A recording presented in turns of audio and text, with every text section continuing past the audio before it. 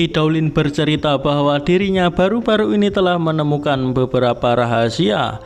Sejak era kuno abadi berakhir, jalan immortal semakin layu.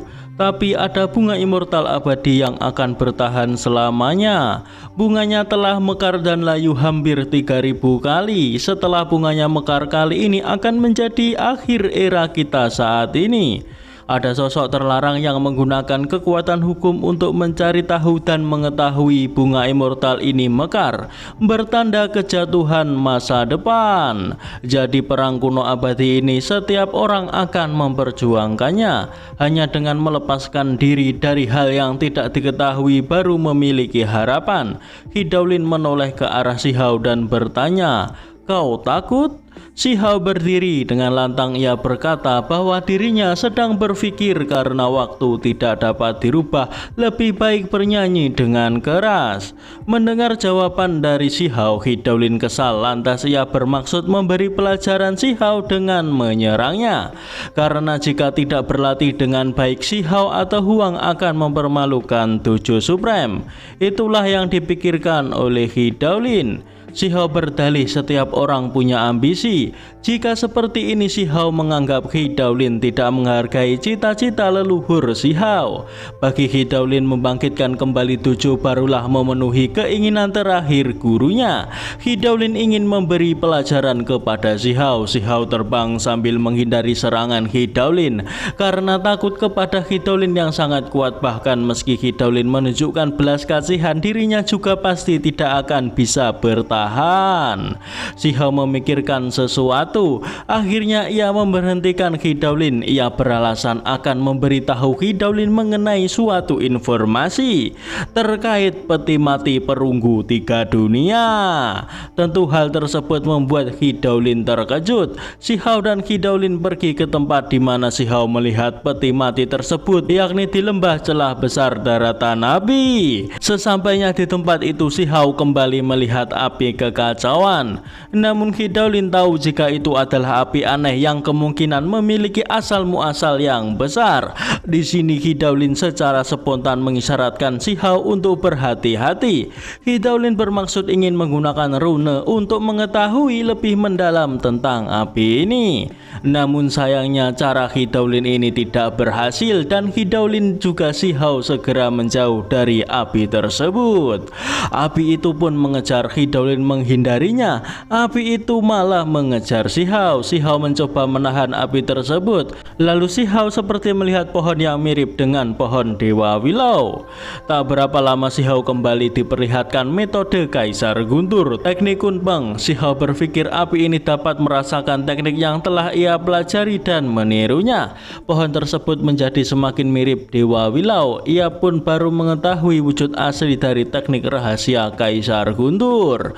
Api ini tidak menunjukkan teknik khusus apapun, melainkan sekedar menafsirkan konsepsi melampaui keduniawian dan membuat dirinya merasa telah melampaui keduniawian. Shihao menyadari jika api ini seperti sebuah cermin. Api sebagai cermin dan dapat mencerminkan hukum tertinggi, juga dapat mengungkapkan kekurangan dalam hukum dan diri sendiri. Jika terus berkultivasi seperti ini, meski dirinya bukan Kaisar Guntur ataupun Kunpeng, kemungkinan suatu saat nanti juga bisa mengeluarkan kekuatan tempur terkuat yang biasa mereka gunakan. Api tersebut membakar pohon Willow. Hal itu membuat Shihao tersadar kembali. Hidaulin saja sampai mengakui jika api ini sangat kuat. Bahkan ia tak dapat menyadari kemana api tersebut menghilang. Nampak muncul peti mati perunggu 3 dunia. Hidaulin terkejut bukan main melihatnya ada di depan mata. Peti itu sedikit terbuka. Mereka pun akhirnya masuk ke dalam peti. Hidaulin berpikir jika waktu itu gurunya juga datang ke tempat ini. Hidaulin membayangkan bagaimana gurunya sedang berada di tempat ini, berjalan tertatih-tatih, berjuang sekuat tenaga untuk mendekati peti mati dan berusaha sekuat tenaga untuk membukanya. Meski waktu itu gurunya dalam kondisi terkuatnya, begitu ia membuka peti mati, gurunya mengalami luka yang begitu parah, yang pada akhirnya hal tersebut dimanfaatkan oleh kuil immortal untuk masuk, yang menyebabkan kemunduran penuh istana Supreme. Mendengar cerita Hidaulin, Si Hao telah menduga bahwa Dojo Supreme adalah warisan dari Istana Supreme. Karena hal itu wajar jika berselisih dengan kuil immortal. Hidaulin berjalan mendekati peti. Ia membayangkan saat gurunya sedang bermeditasi. Saat itu Hidaulin meminta gurunya untuk tetap mengutamakan diri sendiri, meski ingin tahu lebih banyak tentang rahasia era kuno abadi. Karena warisan sekte ini terikat dengan gurunya. Ketika Hidaulin semakin dekat dengan peti tersebut, tekanan yang diterima Hidaulin menjadi semakin kuat. Bahkan peti itu memancarkan serangan balik yang membuat Hidaulin sedikit kaget. Si Hao khawatir kepada tetua Dao. Hidaulin memberikan isyarat kepada Si Hao bahwa dirinya tidak apa-apa. Tekanan ini sama seperti yang dialami Si Hao waktu itu. Tekanan seperti ini harusnya tidak mampu menghentikan Hidaulin. Namun serangan yang diberikan oleh peti ini nampaknya berbeda. Si Hao berpikir serangan ini bergantung pada kultivasi orang tersebut. Semakin tinggi kultivasinya, tentu serangan akan menjadi semakin kuat. Sebab akibat dari petaka sekte telah menjadi belenggu hati Hidaulin. Hari ini ia akan menghilangkan simpul di hatinya. Hidaulin mengeluarkan keterampilan 89 surgawi dan menyerang peti tersebut. Melihat itu, Si Hao menilai jika Pak Tua ini begitu ceroboh. Si Hao berharap serangan Hidaulin ini tidak menghancurkan peti tersebut. Hidaulin berjuang sekuat tenaga hingga ia muntah darah. Si Hao meminta Hidaulin untuk tidak memaksakan diri. Ia berniat membantu Hidaulin. Hidaulin melarangnya karena ia ingin menjelajahi dan menyaksikannya sendiri. Terlebih urusan sekte harus ia sendiri yang menyelesaikan. Hidaulin mendekati peti itu. Ia berusaha membuka peti itu dengan menggunakan kekuatan fisiknya. Nampak peti itu terbuka sedikit namun memancarkan kekuatan yang kuat, membuat keterampilan 89 surgawi menghilang dan Hidaulin terpental. Peti itu pun menutup kembali. Si Hao memegang Hidaulin agar tidak terjatuh. Di saat-saat seperti ini Si Hao malah menyindir Hidaulin, "Apa kau ingin aku segera mewarisi posisi ketua Dao?" Kekuatan peti mati ini membuat takjub Hidaulin. Hal ini memang layak menjadi harta yang sudah ada di dunia sejak zaman dahulu. Hidaulin dapat merasakan nafas yang ditinggalkan oleh gurunya. Ada tanda yang ditinggalkan di dalamnya. Ketika Hidaulin ingin mencoba berusaha membuka peti itu kembali, Si Hao menarik tangan Hidaulin dan meminta Hidaulin untuk tidak mengambil resiko. Karena jika terus mencoba, takutnya akan membahayakan hidup Hidaulin sendiri. Hal itu tidaklah menggoyahkan hati Hidaulin untuk membuka peti mati tersebut. Karena kebenaran kematian gurunya telah ada di depan mata, dirinya tentu tidak mungkin melewatkan hal ini. Hidaulin kembali mencoba membuka peti mati dengan seluruh kekuatannya. Namun yang terjadi, Hidaulin kembali terlempar oleh kekuatan peti tersebut. Kali ini Hidaulin semakin yakin dengan apa yang ia rasakan. Ia merasakan ada tanda yang tidak lengkap di dalam peti.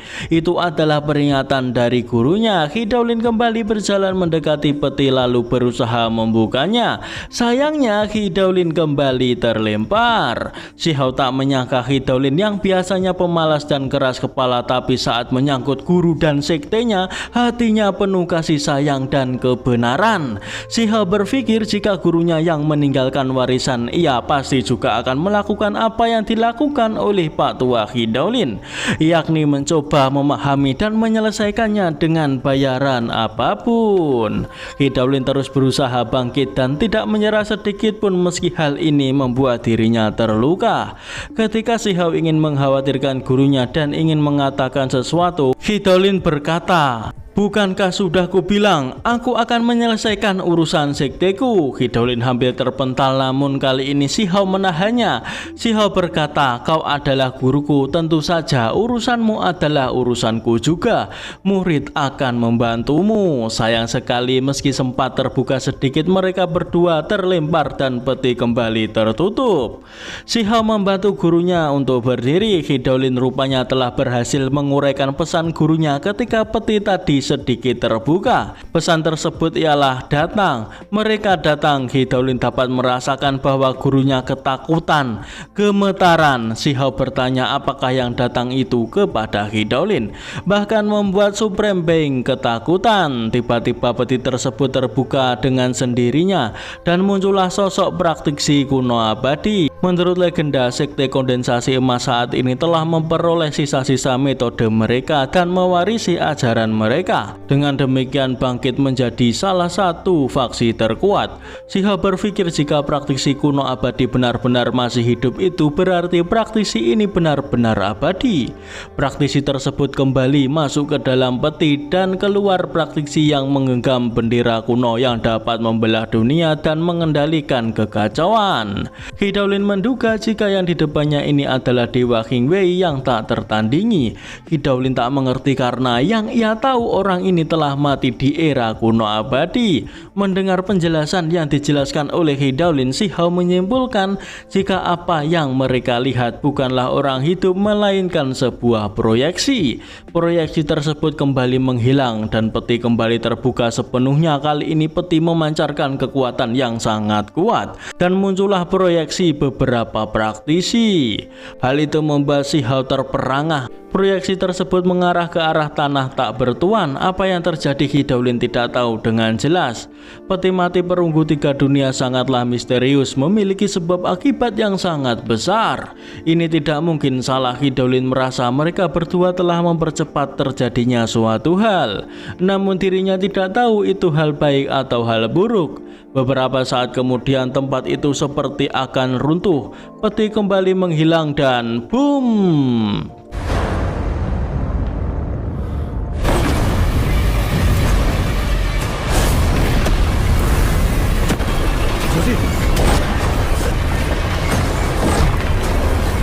Setelah itu Hidaulin menyuruh Shihao untuk kembali ke dojo. Hari ini cahaya immortal 10 pilar telah lahir. Tidak tahu apa yang akan terjadi, Hidaulin berniat ingin mencari tahu mengenai hal itu. Shihao pun mengerti dan mereka berdua segera meninggalkan tempat tersebut. Shihao telah kembali ke dojo Supreme. Mengenai kejadian yang telah ia alami, ia tak tahu hal itu berkah atau kutukan. Ada 3 orang yang telah menunggu Shihao sampai kelaparan. Shihao tak tahu mengapa mereka berada di tempat ini.